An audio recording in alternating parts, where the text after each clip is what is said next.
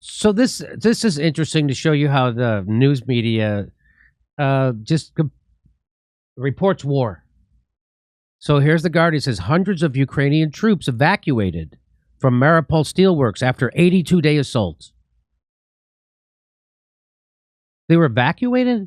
So they were fighting Russians for 82 days and then they got evacuated?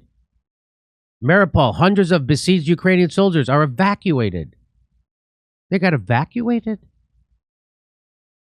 Hundreds of Ukrainian soldiers have been evacuated from the besieged Azovstal steel plant in Mariupol. The evacuation was an arrangement that Ukrainian authorities said was made with the help of the UN and other agencies. Evacuation? Breaking news, Ukraine has ended its combat mission in Mariupol and said fighters were being evacuated, signaling the battle at a steel plant was over. They're evacuated. They got evacuated? Fighters evacuate Mariupol's Azovstal steel plant. Even NBC says that they're evacuating, but then the apparent surrender of the final stronghold in the key port city would cede full control of it to Russia. Wait a minute. You mean they surrendered?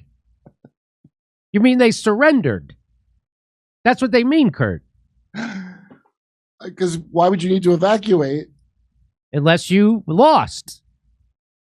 So more than 260, this is from The Guardian, more than 260 Ukrainian soldiers, many of them wounded, have been evacuated from the besieged Azovstal steel plant in the port city of Mariupol, appearing to cede control of the city, after 82 days of bombardment. The evacuation is likely to mark the end of the longest and bloody... They're still saying this. The longest and bloodiest battle of the Ukraine war and a significant defeat for Ukraine. There it is. Finally. How far down in the article was this? Mariupol is now in ruins after a Russian siege that Ukraine says killed tens of thousands of people in the city.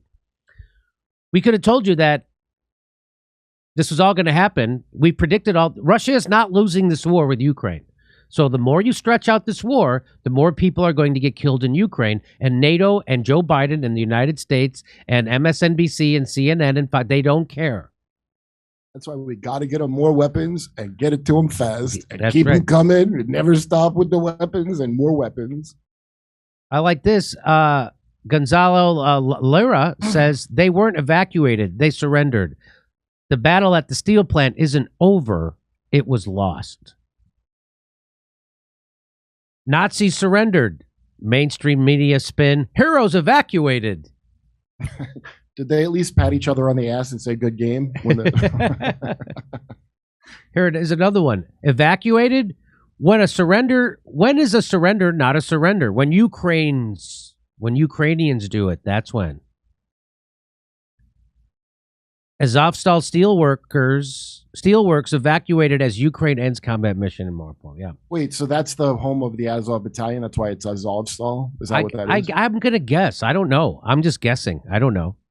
Here's another one from Peter Hitchens. He says, German soldiers are evacuated from Stalingrad.